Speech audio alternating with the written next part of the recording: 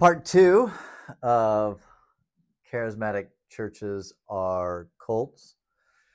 Hi, my name is Timmy Gibson, and I'm a former fundamental evangelical tongue-talking Holy Ghost rolling pastor, aka cultish leader.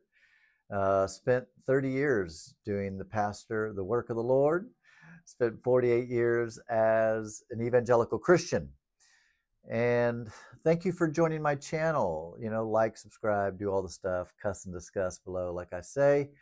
Yeah, really, I do. I appreciate a lot of the just wonderful comments that I get, people telling their stories of deconstruction, their own story of walking away from their deeply held religious beliefs, much like my story. Am I sinking down a little bit here? There we go. My chair, I have this like office chair. It's really cool. It's like a green, I don't know if you can see it. It's kind of a green chair, but it's broken. Because when I sit down on it, it'll just shrink. So I'm sitting on some pillows to keep it so that when it does go down, it doesn't go down where I'm anyway, there we go. All right.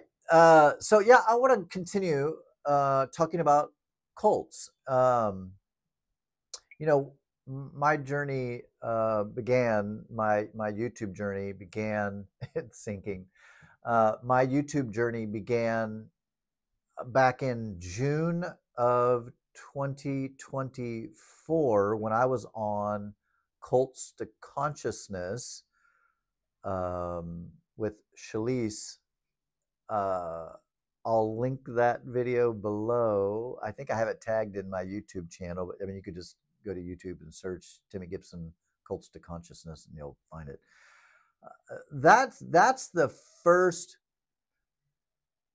I think that was my first appearance or first interview, a public interview of my coming out of religion story. And they do what I've do, and most of us that are in the YouTube space do, is you try to come up with titles that are salacious or triggering, not triggering necessarily in a bad way, but clearly, I mean, that I do that. I try to do that. I mean, you have just 130 characters. I think, I can't remember how long your title can be, but you try to put in the title what will communicate what's in the video and what the video is about and how to get people to be interested in clicking. And so that's why sometimes I'll upload a video twice, same video, and I'll use like a different thumbnail and then I'll title it different. But I always put in the description, I'll say, this is a repeat video. I've already uploaded this video. This is just me trying to come up with a different title to see if I get more response to it.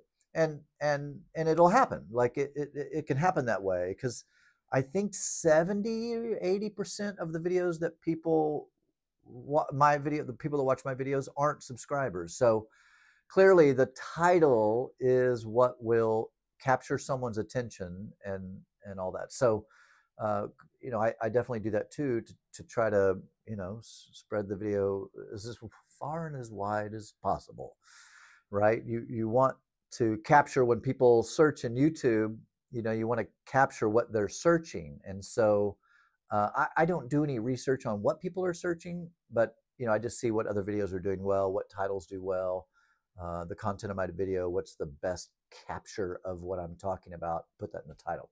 Anyway, so talking about cults and churches, man, I'll tell you, I had never ever thought of myself as a former cult leader, and that's what that's how they titled the video. And the Cults to Consciousness is former cult leader, comes out or whatever. And they asked me if that was okay, which I really appreciated. They said, "Is that okay?" And I said, "Oh, absolutely, that's fine. I mean, you can."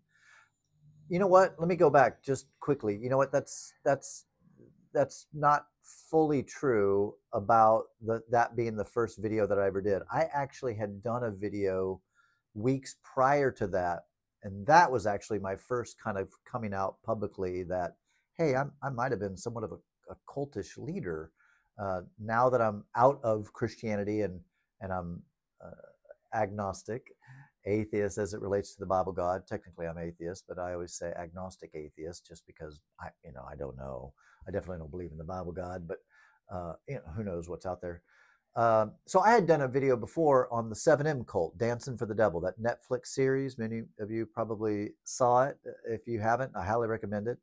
I don't have Netflix anymore, but when I did have Netflix, I really love documentaries. And when I saw this docu-series about Dancing for the Devil, I just remember I saw a picture of someone. And I'm like, I know her, like not personally, but I mean, I'm like, I've seen her videos. She's a great dancer. Started watching it, and holy smokes, that was curious. But it really triggered me though, because her cult leader for the 7M Dancing for the Devil series, that cult leader guy, I forget his name now, was preaching the Bible, and it seemed very charismatic Christian, very evangelical Christian. And I thought, man, that dude's preaching things that I used to preach. I mean, he's saying things that I used to say, and it just kind of triggered me to think, was I a cult leader? Now I like to say this because it's just true. Now, I wasn't, I didn't have a compound. I wasn't sleeping with the church members' wives. I wasn't trying to control people's every behavior. You know what I mean? Like, I wasn't like, hey, come to me and I'll let you know if you should marry this person or not. But I had those tendencies. Okay, I did. I remember having those tendencies. So, I mean, it just is what it is, and now I recognize it. I recently did a video saying I was wrong. I mean, I get it now. I've woke up out of these lies and these falsehoods, and I've seen now several cult docuseries and documentaries, and I've kind of gone the deep dive, which you can definitely do a deep dive on cults and cult leaders, and holy smokes. There's like every time you turn around, there's a new docuseries about cults. And one of the best that I just watched, and craziest ones that I've most watched, was a self-help, essentially a sex cult called Nexium. Keith Raniere was the cult leader who's now serving 120 years in prison, which is where he should be. There was some crazy manipulation, racketeering, sex trafficking, pedophilia. I mean, on and on and on and on. This guy was insane, completely psychopathic, and clearly narcissistic. Like clinically, just spot on. Everything about him was narcissistic. I think I would venture to say, and listen, this is not the most flattering thing that I can say about myself. Myself now, myself past is all still the same person. And so oftentimes when I reflect on what kind of person I was earlier, it's not like painting me in the best light. Clearly, knowing that I'm an ex-cultish type of a leader, an ex-fundamental evangelical nutball Christian, all the things, that's not super flattering. I guess where I find peace is that I don't believe that way now, right? I don't act that way now. I don't think that way now. I don't believe that way now. So there is some comfort in that, because there's been 6 years of distance from that. So, that's not who I am now, but that was who I was, right? And so and I'll do a video on this at some point. I'm really trying to collect my thoughts around it. But it seems to me, and even myself, I definitely had some narcissistic tendencies, right? Listen, and this isn't to justify my behavior, but most people who are sitting behind a camera, who are with a microphone, on stage, who are, actors, CEOs, pastors, people that are in leadership kind of stuff, there are narcissistic tendencies. In fact, most everyone on the planet, if you look at the traits of a narcissist, most people, many people, will have some of those traits, right? It's like they say, when you're not feeling good, if you have some kind of symptom physically, like you're feeling sick, don't go on the internet and look up that sickness, because you'll be like, I have it, right? Because you'll see, like, I have that symptom, I have that symptom, I really don't have that symptom, but I have that symptom.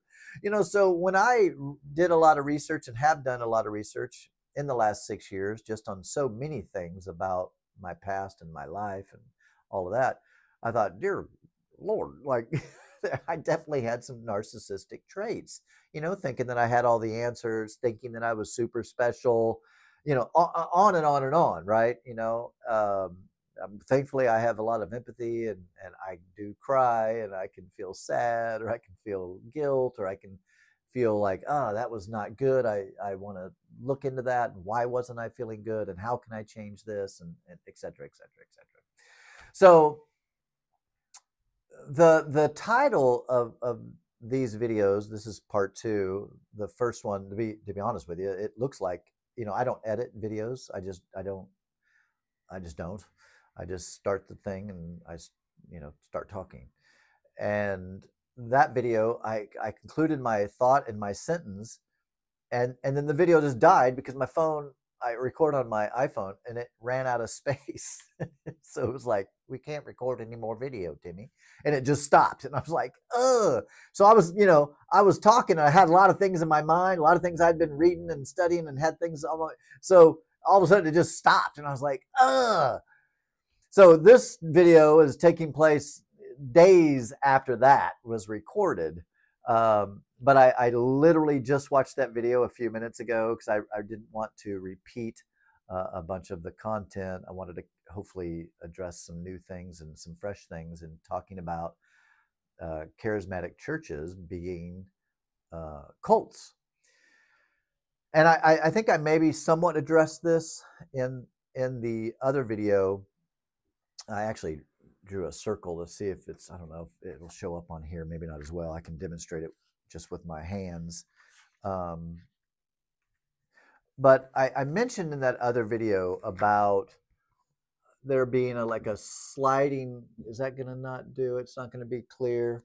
Like, there's a sliding scale, and also there's the inner circle where a cult is really dangerous and abusive, and then there's just those that maybe attend.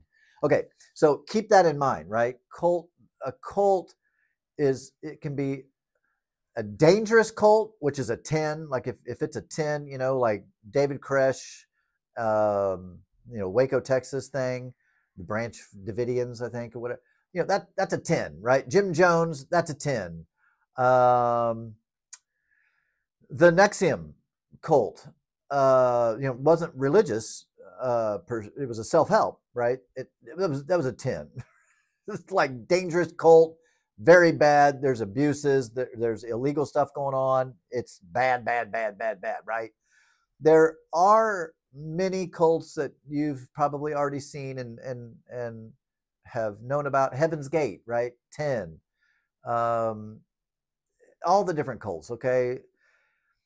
And then you get into all the way down to here. So if this is a 1 cult, this is a 10 cult.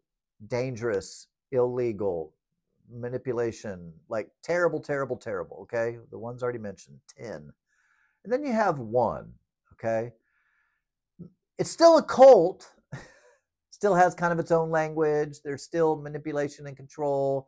There's still like, there's a leader that is revered highly, right?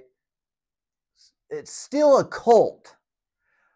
That's why I say nearly, okay, I didn't put that in the title. I didn't add the word nearly.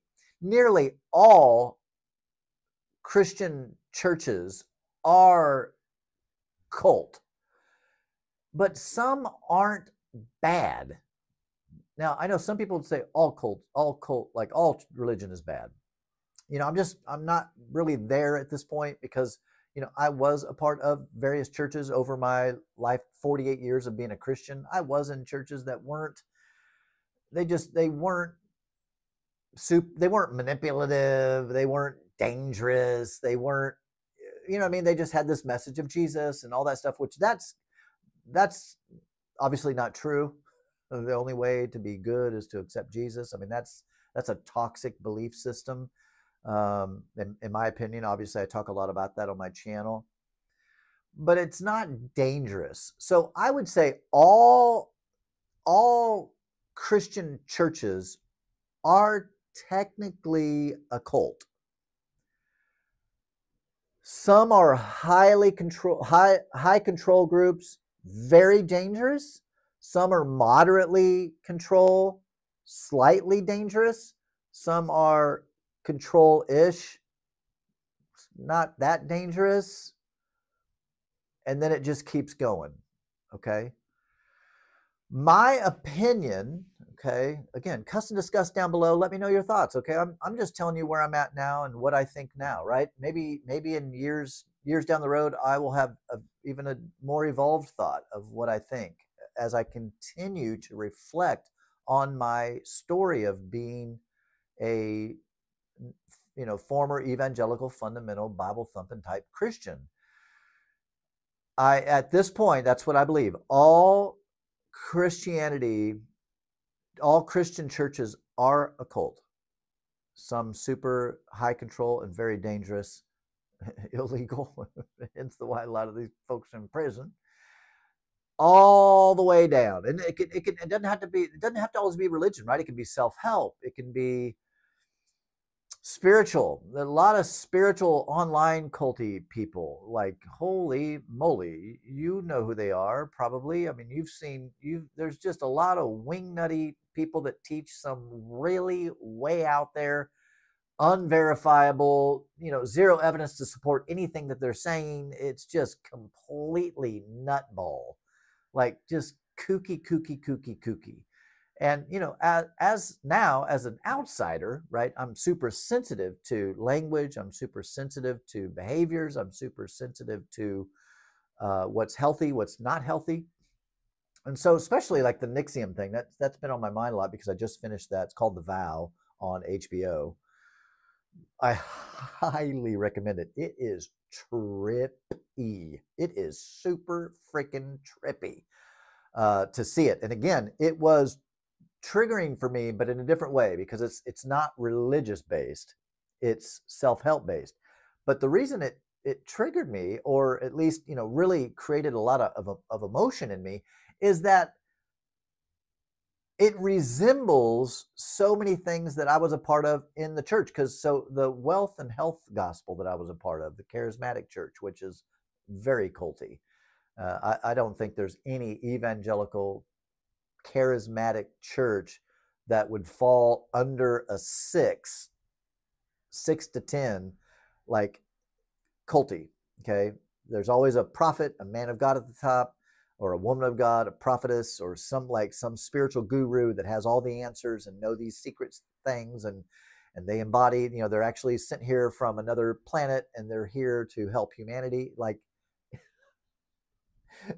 I know you're thinking, that sounds crazy. Well, no, of course it is crazy. It's completely not true. It's completely just off the charts insane. Okay. If someone tells you they're from another planet, embodying a human body, and they've, just mark them down as insane. They're delusional. They are a complete crackpot.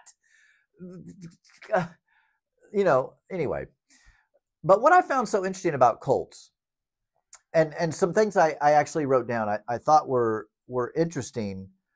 Whatever the cult leader says can't be challenged. That's definitely a sign of a cult, right? It's you can't challenge the leader. The leader's always right. And how I think this relates to Christianity, it's honestly with this imaginary thing called God. Now again, I only have a Christian background, so when I say God, I'm thinking in my mind of the Christian version that I grew up believing in. Well, clearly you can't question God, right? God's ways are above our ways, right? So when God wipes out a bunch of people in the Bible because he deemed them evil, well, you can't question that. That, like, God's smarter than you, Timmy. Well, you think you're God? See how they gaslight you? It's like, no, I don't think I'm God, but I also don't believe in this crazy God you're talking about. And so you can't question God. And this goes back into my evangelical charismatic days, because there was this phrase that we would always say. Guys, I got to go real quick. I don't know if you heard that. If you didn't, there were sirens going by. Anyway, so there was something that we used to always say, and this is really, really a popular phrase in the charismatic circles, and that's, it says, "Touch." It's a Bible verse. "Touch not God's anointed," meaning you can't talk bad about the leader, you can't question the leader, you can't do any kind of, you can't challenge the leader, you can't anything. Like, the leader is the supreme being, almost. They're held in such high regard. They're above the people. They're above questioning. They're above. They're nearly sinless. You know, they walk in such a heightened sense of superiority, right? And we know rationally and logically that's not true, right? We know, you know, if you are a Christian, you know your pastor's not perfect. You know that. They would say it, even that they know it, right? But you never hear of their sins, because they never talk about them until they come out in the news. Right? It's so hypocritical. You know, so they don't have any real accountability. They don't have any real vulnerability, because they have to act like they hold a higher standard. It's just like in this Nexium cult thing. Again, The Vow on HBO. Highly recommend it. He acted like, and it was said of him, this goofball, I don't even want to say his name again. He's such a moron. He's in prison. But this guy, it was kind of whispered that he was celibate, and that he didn't need any, he didn't do anything like that kind of stuff, right? He was above all that. Okay. Come to find out, he was extremely perverted and extremely immoral, extremely illegal, and doing just crazy things. But the aura that was held up of him was that he was above all of that. And that's what happens in the charismatic men. There must be something going on around here. We got another siren coming by. But they're held in this highly esteemed place, like they're the man of God, the woman of God. They're the one that they have the answers, they have the insights, they have the interpretations, and they have all that. And I remember being like that. To a degree. Like, I definitely felt like I was in a, you know, because I was a pastor, and so I was anointed by God. This is what I used to think. And so that I was elevated and I was above anyone else in the church that I was a part of. So that's why, yeah, all charismatic Christian churches have a cult leader, probably narcissistic, if not heavily on the narcissistic. I think narcissism is much like what I was talking about cult. You know, there's people that have some narcissistic traits. A lot of people do, but they're not dangerous. They still have empathy. You know, they're just egocentrical. You know, they're just ego driven. You know, arrogant, like all those things. I mean, that, you know, I think we all wrestle with that if we're honest. I mean, if we're honest.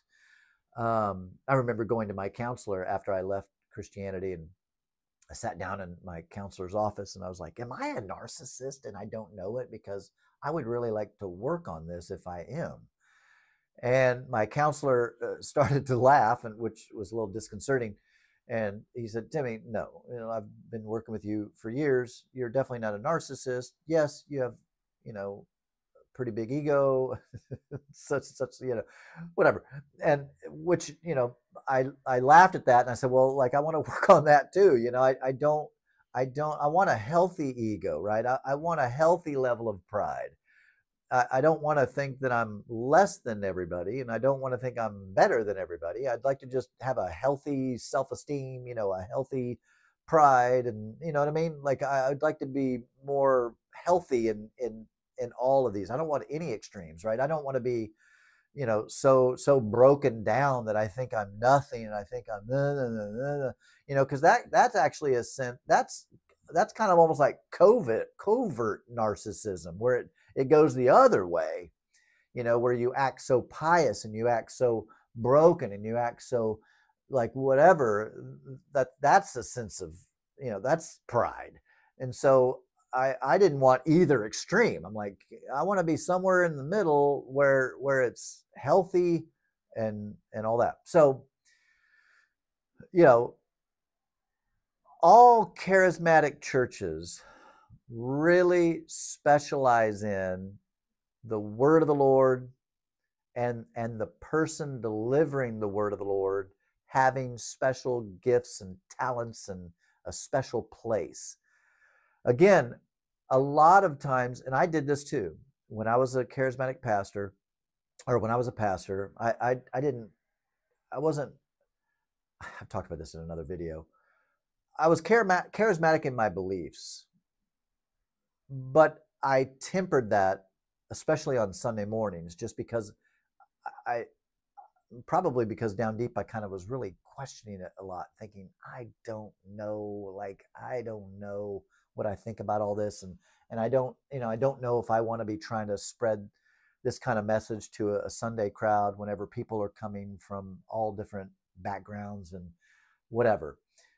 But much like cults, how they operate, like that picture I showed you, when you have a church, and let's say this is the church, people just attending on a Sunday morning, people just, coming in, grabbing a cup of coffee, grabbing a donut, and sitting down to hear a Christian message to, inspire them, encourage them, or help them, and then they leave.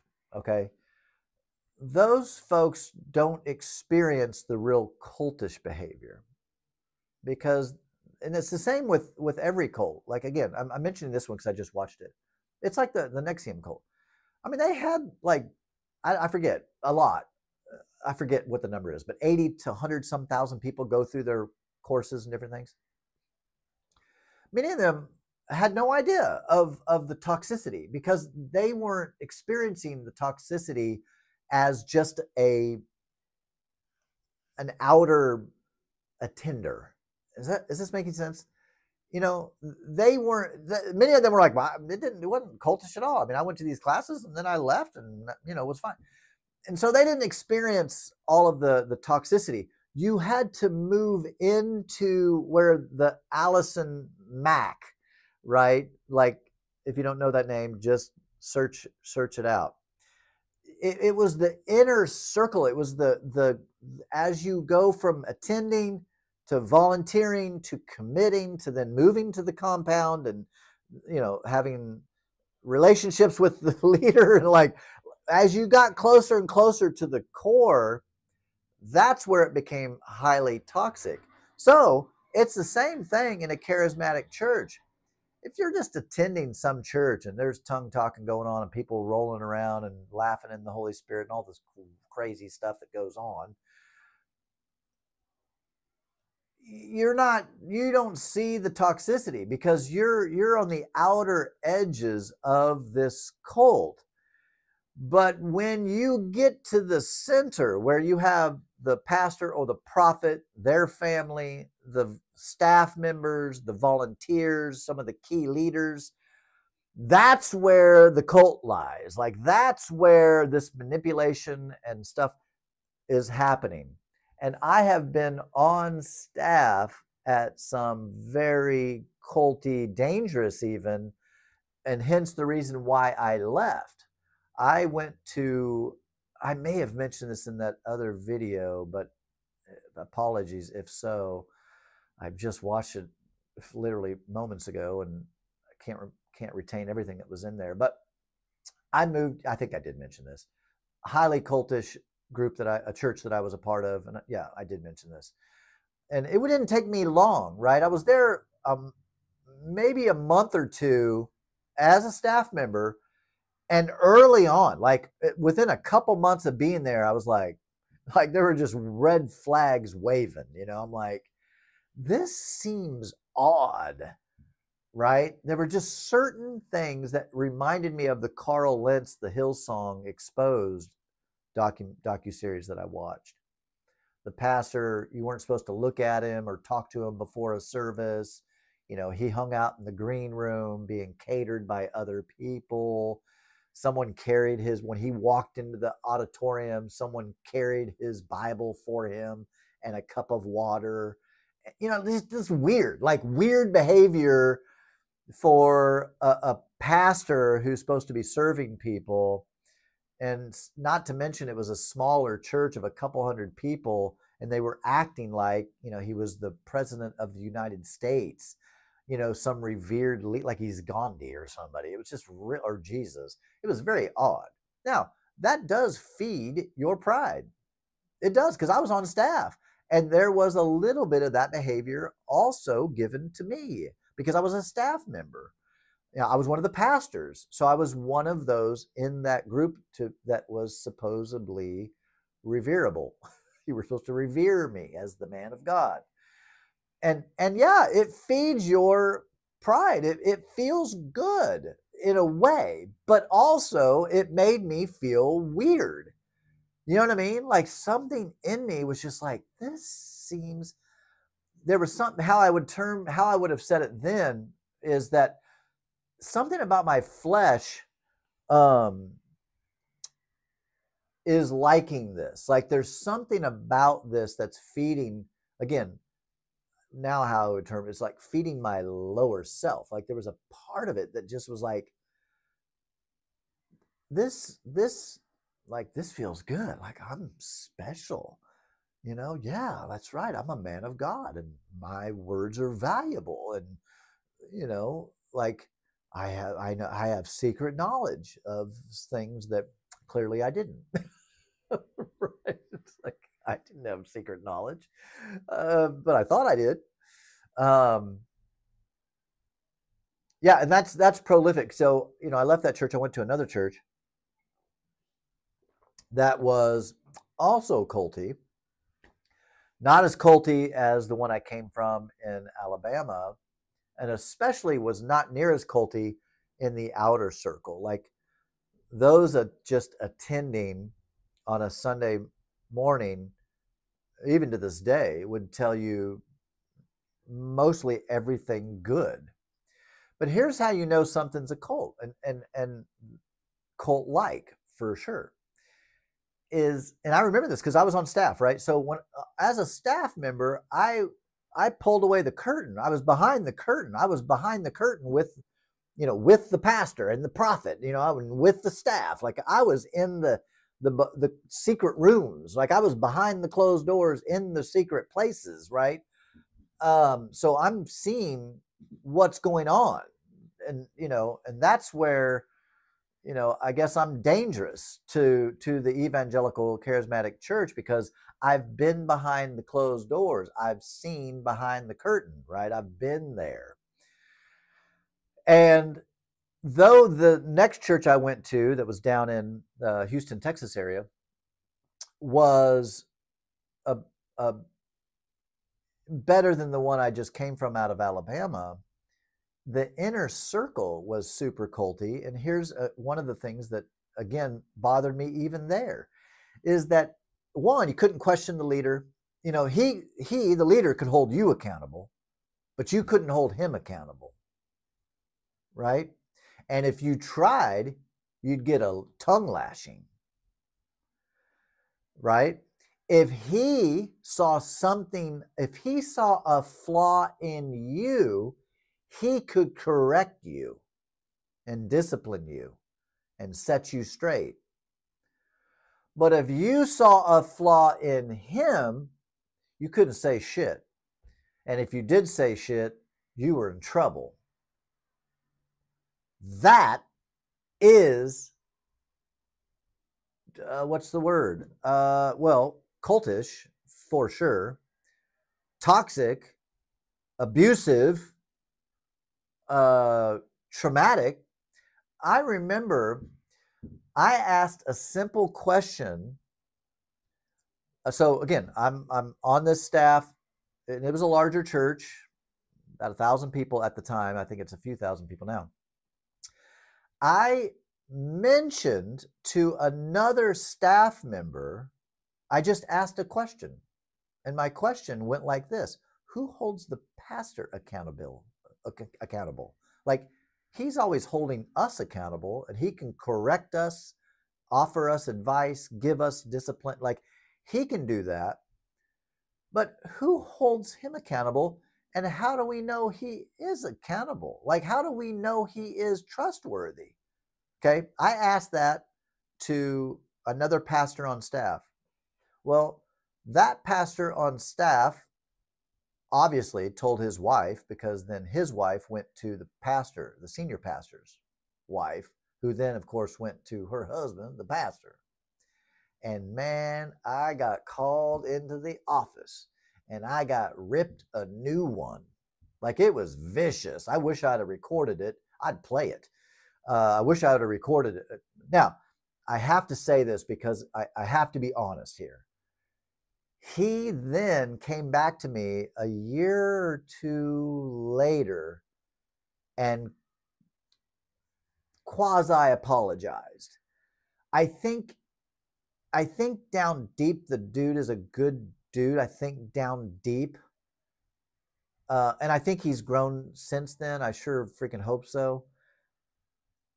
But at the time, you know, I was just a young, new in the ministry-ish at that time. I was new-ish in the ministry. And so, and this was a first like mega church that I was ever really a part of, on staff at. And so my question to this other staff member wasn't meant as to be malicious. It wasn't meant to be, I was in dissent. It wasn't meant to be anything, but it was an honest, genuine question of what I was curious of. Like who holds the pastor accountable? But man, I'm telling you what, that actually really, I ended up resigning because I was going to go start my own church anyway. That was already in like something I knew in my heart already, that I was going to be leaving there eventually and go start my own church and move from Houston, Texas up to Kansas City. But what happened was my departure was expedited because now I'm a threat. I'm a danger. We have someone in the inner circle asking questions that they don't want asked. That is culty. That is cultish behavior. And one, if you're not doing anything shady, you would ask me questions. Here's the books. Here's who I'm accountable to. Like, there's no reason to get defensive when someone asks a question, unless there's A, something to hide, B, you're insecure, C, you're a fucking cult leader. You know what I mean? Like, there is so many. What's wrong with asking a question, right? There's nothing wrong with asking a question. And we should ask questions. Matter of fact, that's part of the danger of the charismatic church culture. Don't ask questions. don't, you know, God has all the answers. You just talk to him. You don't need to, you know. Don't ever criticize the leader. Don't ever criticize the church. Don't ever criticize anything about it, because if you do, you're going to be excommunicated. And here again, here's what is said. Here's what was said about me. I was arrogant. I was prideful. I wasn't following God's plan. I was insubordinate. I mean, there's all these things that were said of me when I asked that question, and I got in trouble. And like I said, I resigned the position because I was moving up to Kansas City anyway. But that got expedited. And what's sad is it got expedited and it ruined the relationship. Clearly, obviously, the one person that I talked to that then, took that information to the pastor, which I didn't care. I was like, oh, okay, cool. We can probably talk about this. No, can't question the leader. They get you in trouble. Well, then they talk bad about you, right? You can't leave a charismatic leader or their church 99% of the time. You can't do it in a good way. Like if you are to leave, it's because you're bad, something's wrong with you, whatever. Like, you know what I mean? And it would just be hush hush, blow it away, and just don't talk about it. And what's interesting about this whole story is the pastor that I told this to, and then his wife told the pastor wife, that guy also was asking some questions. That's why I felt safe talking to him, because I was like, I was talking to him about stuff that I was questioning, and he was also having those questions. Well, there was a huge, big, it was made to look like there was a huge scandal and that he ran off, and him and his wife were trying to take some of the church members to go start their own church. And so this church, because I was still on staff during this time, they just talked bad about them. Was I on staff at that time?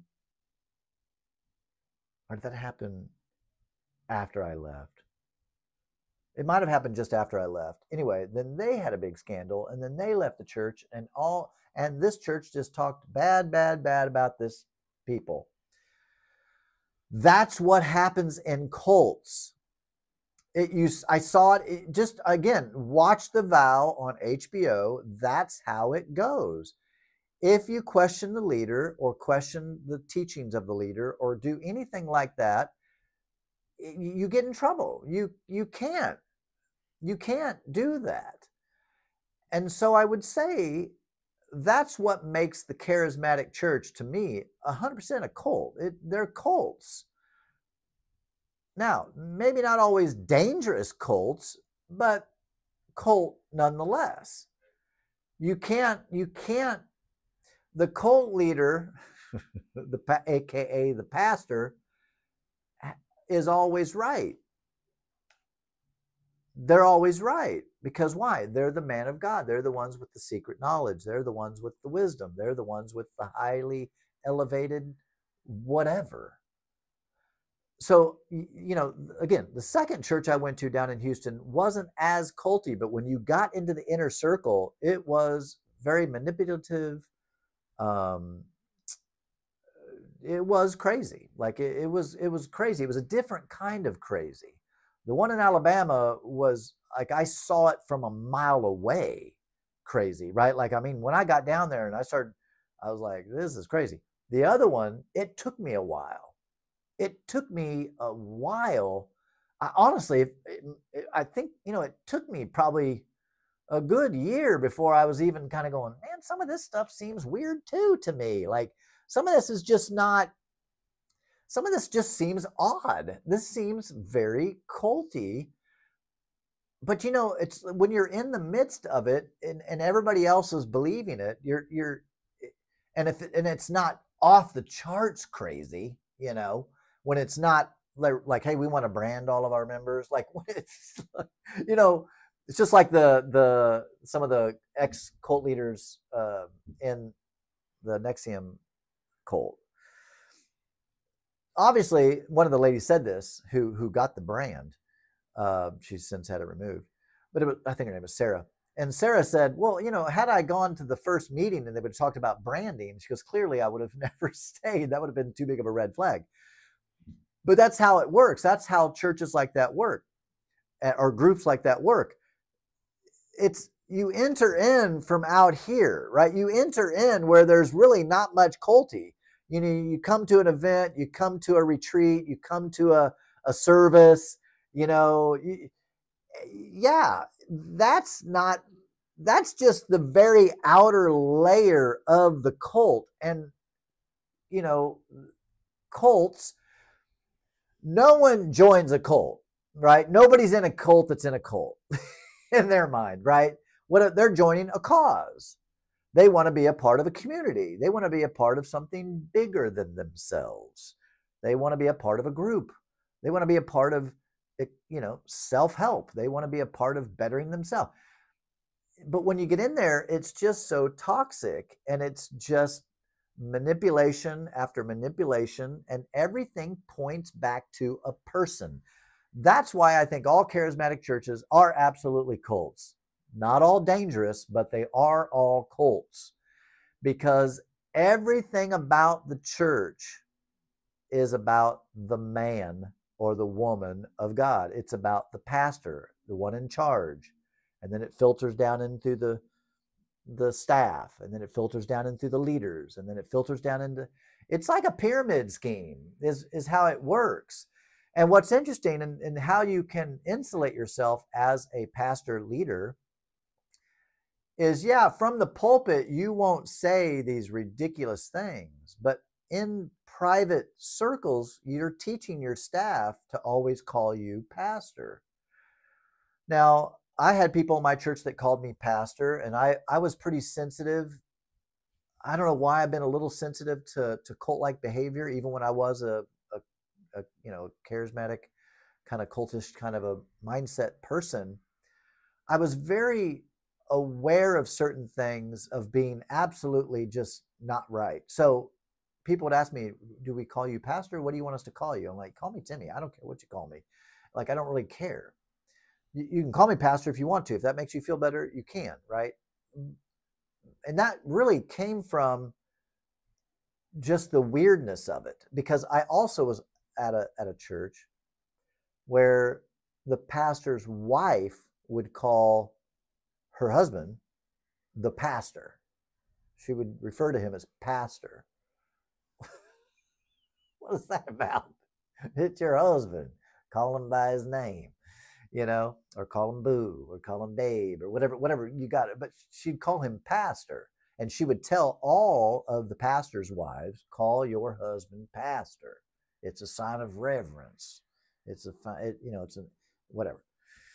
So that's another thing, that's a big thing in cults, is there's usually a name for the person, you know, prophet, vanguard, or prophet, you know, pastor, anointed one, you know, God's whatever. There's usually some kind of you don't call them by their name, you call them by their revered name, which gives them status. Again, that's just culty. It's just culty. Again, maybe not a dangerous cult, but it's a cult, 100%. You know, there's these 10 things. Let me see if I should just run through this list. Signs of a cult, you know, loaded language. There's a lot of things that only people inside the cult kind of understand the language. You see this a lot especially in churches. You know, are you sanctified? Have you, you know, whatever. There's these certain words that you use that are really cult, like people in the cult know the words, but the words don't really translate out in the real world. Loaded language, you know, of course, when you part of the advantage of a cult or a community or a group, church, is, you know, instant love bombing and friends. You have instant friends in a community, and, you know, like-minded people instantly.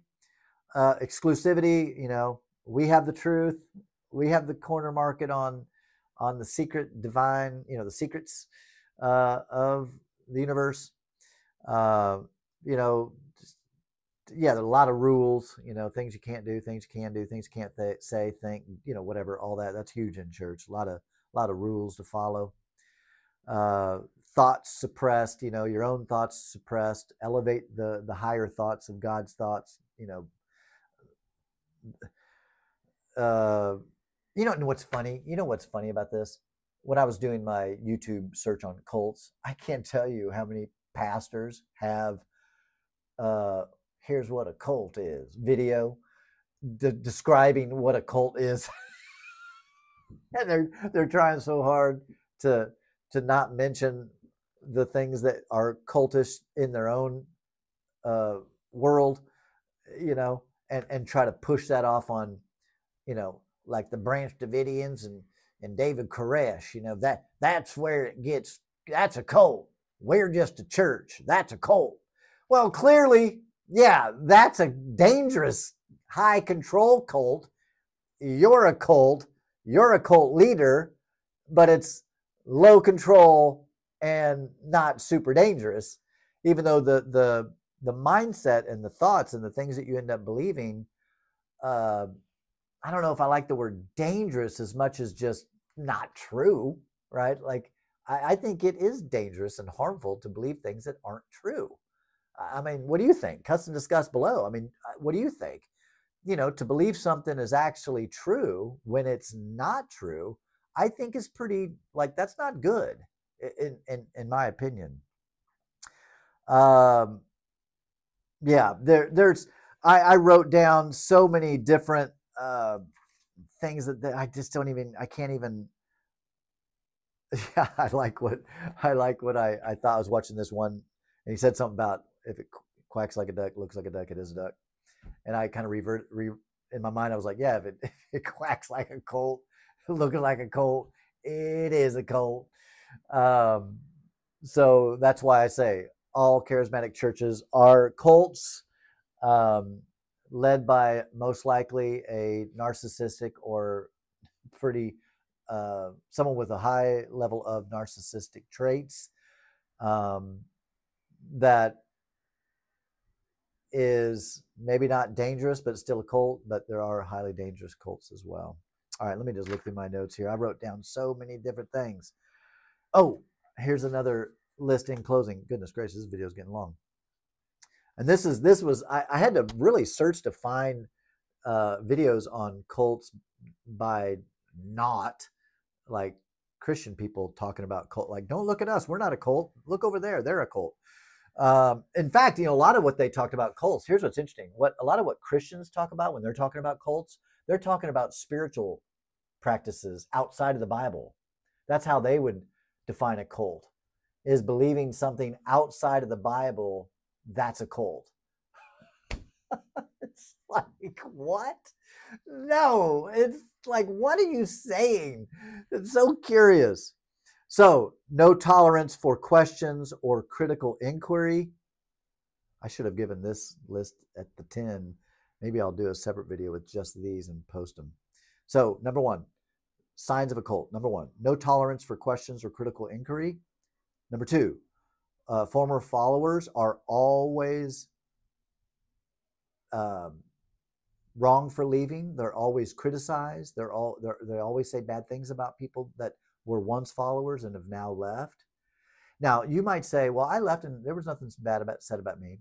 Again, if you are on the outside of a cult, not really highly involved, maybe. But here's what you don't know, and I'm going to pull away the curtain real quick for you. I've been on staff at big churches, and when people would leave, we talked bad about you. I'm just full confession. We talked bad about you. That's just the facts. Okay. All right. The group leader is always right. Number three, the group leader is always right. The pastor, right? They're always right. Number four, the group or the leader are the exclusive means of knowing truth or receiving revelation. Revelation comes from the top down. Okay. Signs of a cult. Number five, when the leader is criticized, it's labeled as persecution. You see that a lot. Let me just say this, okay? If you have to produce a video saying, I'm not a cult leader, you are a cult leader. Like, I mean, that's like the first sign of, no, 100%. You're a cult leader. If you have to do a video to defend yourself and say, I'm not a cult leader, like, you're a cult leader. Like, I mean, that's like so obviously the case that if you can find as many videos online about someone being a cult leader as you do them saying I'm not a cult leader, it's like you're clearly a cult leader and you're just not self-aware. You're a narcissist. You're a psychopath. You're delusional.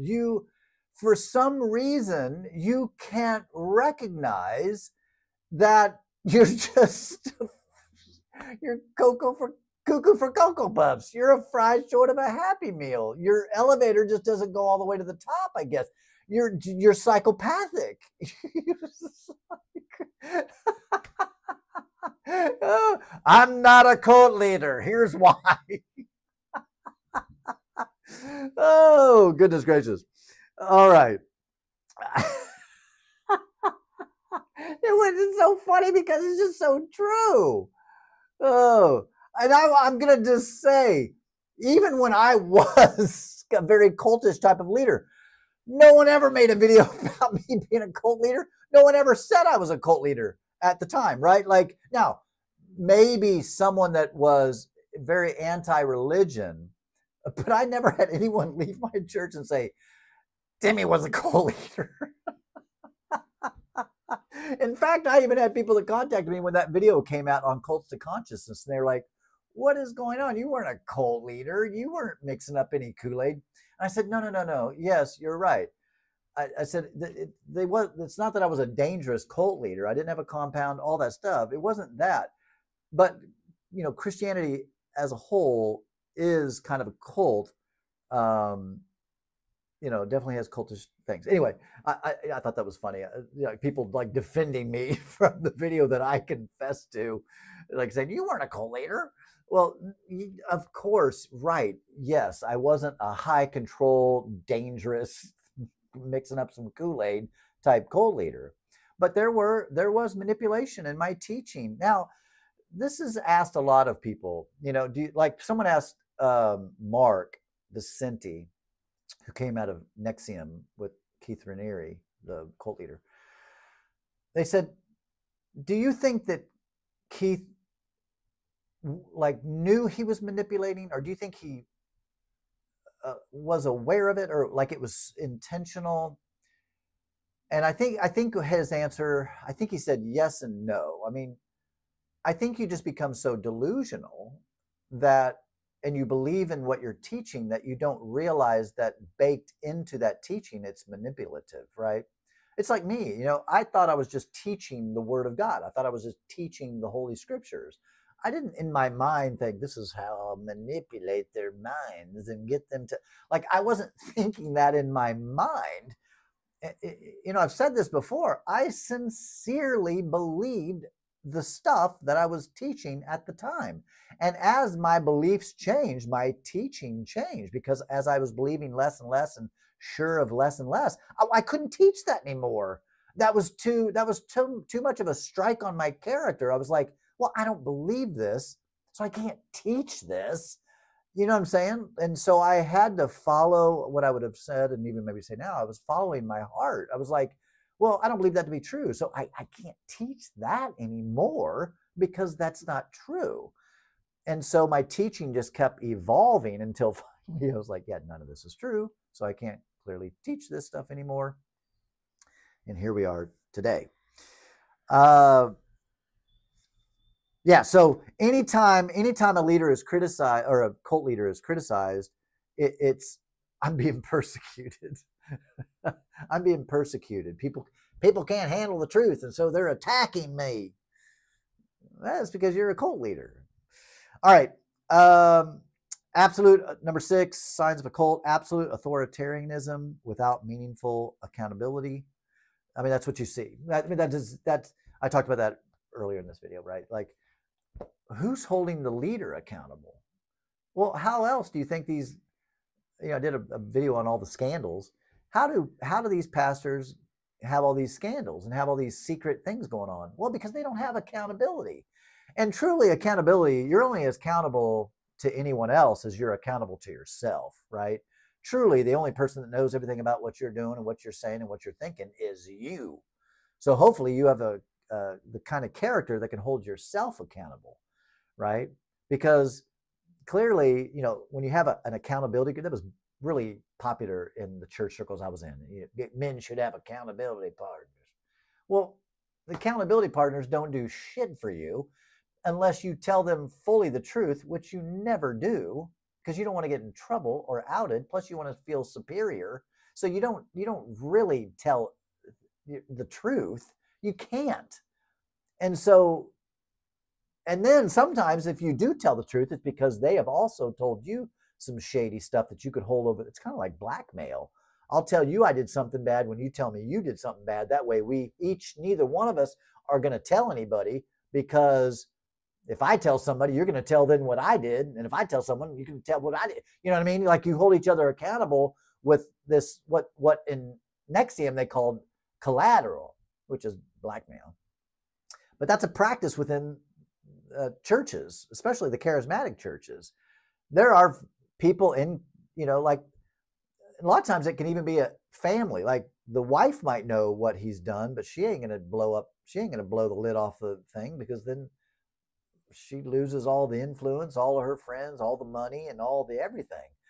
So there's a lot of shady stuff that goes down, but both the husband and wife are aware of, the pastor and his wife, they're aware of what's going on, but they're not going to tell anybody. I know, like, not like I've heard. No, I know pastors that have done things that they would be fired today. And they have a big church. They would be fired today if what I knew and know, not maybe, like 100%, like, I know they told me, but I had told them stuff back then. So, and plus I'm the kind of person that I'm never going to tell who they are and what they did. That's just because it's not my place. I'm not going to do it. But anyway, and their wife knows what they did, and no one else knows. Because if it was known, it would blow the church up, and they would lose their job, and it'd be a big scandal. So churches keep a tight lid on that stuff. And I mentioned this in the other video. A lot of times how and why that stuff comes out is because it gets out. It gets out to where it can't be controlled. But I'm telling you, most every mega ministry, mega church, there's shenanigans that they just keep it under wraps. They don't tell anybody. They don't let it get out. And the only time you know about it is when it does break free and it does break out. And then it's undeniable. Here's the voice recording. Here's the video. Here's the proof. Well, they can't deny it once the proof is out. Isn't that funny how they'll say, well, that one time it is true. The one video, that was the one time that I did it. All the other things I've been accused of, that stuff's not true because you don't have a video on it. Right? Okay. Pulling away the curtain here, getting in behind the curtain there.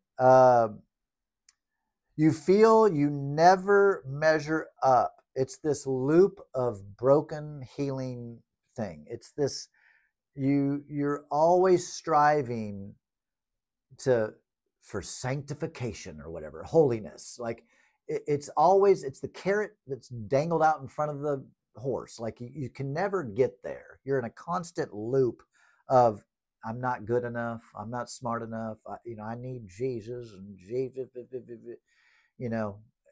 very toxic, very toxic. Number 8. Explain away. I saw you do that. No, you didn't see that. No, you didn't see that. Yeah, I just saw you be mean to that person. That wasn't being mean. That was, I was like, it's you explain away, justify. All right, number 9, the leader becomes a godlike figure to the followers. especially in a highly controlled cult, the person is really revered like a god, and they do feel like a god. And you saw that again in the vow, the Nexium cult, that nutball, like they have voice recordings and texts of him. He thought he was like a godlike figure, completely delusional, like a psychopathic nutball. Okay.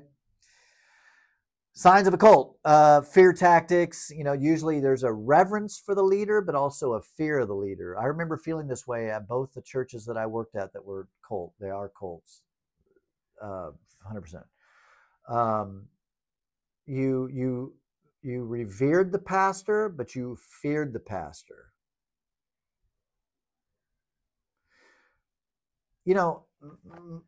My experience with this, and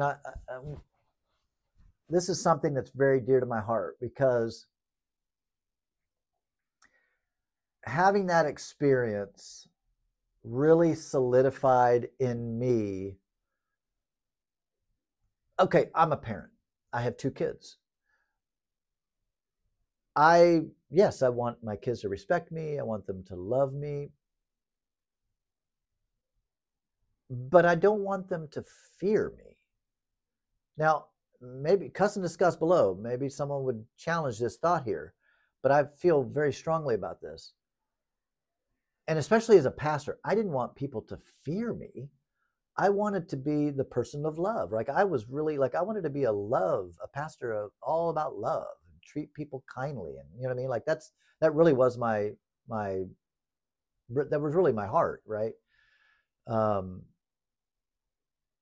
And even today, like, I have a really good, close relationship with both my kids. I talk to them nearly every day, and they're just precious kids. And I want them, even when they do something that I want to bring up to them, I think about it beforehand, talk to my wife about it or whatever. And I try to address it in such a way with, no anger, where I really just try to say, hey, you need to consider this, something I'm seeing or thinking, and whatever. Like, let's just say it's some negative behavior or whatever, like, or maybe they're dating someone that I'm like, I don't know, hon, I don't know, like, I know you feel certain things, but I'm seeing certain things, right? Because as a father, you see that stuff. And I mean, you see that. I'm a relationship coach. I can spot unhealthy behavior pretty quick when I talk to someone. And so, but I always wanted to address it with love. I didn't want them to be afraid of me. Now, my daughter's friends, especially the guys, I wanted her friends to fear me, her guy friends to fear me. I'm just being honest. I did. I wanted to be mysterious, made sure all my tattoos were showing. I was definitely wanting to create an aura in relation to all the guys that wanted to date my daughter when she was younger. I wanted them to be scared of me, but that's a whole different thing. Anyway, that's a whole other thing. So I really find that a huge red flag when CEOs or bosses or pastors have that, they demand respect, and there's this fear that follows them. That's not only culty, that's just what's the word? Abuse. It's abuse. It's just 100% abuse. You want your staff scared of you? You're abusive. You're a narcissist. You're probably a psychopathic nut job. That's terrible. Okay. So yeah, fear tactics. And you see that's rampant in church, right? Fear of hell, fear of disappointing God, fear of failing God, fear. You don't want to nail Jesus to the cross again. That's what they would say. Like when you would do something bad, well, you're nailing Jesus to the cross again. And he would just, I don't want to nail Jesus to the cross again.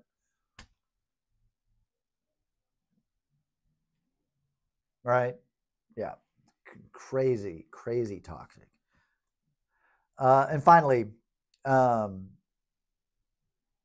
exclusivity to spiritual revelation. And I have more in there. This video is really probably one of my longest videos ever. I hope that you enjoyed. I hope that it did peel back some of the layers. Cuss and discuss below. Tell your own story of coming out of a cult or coming out of a church cult, whether it was low control, not very dangerous, to high control and very dangerous. Share your story. Don't forget, like, subscribe. It helps the video out. Appreciate it. I do have a Patreon if you're interested, if you stayed till the end of the video. I also have a Facebook group called Timmy's Deconstruction Community. It's just a free group for people to make friends and chat and have a good time. All right, peace.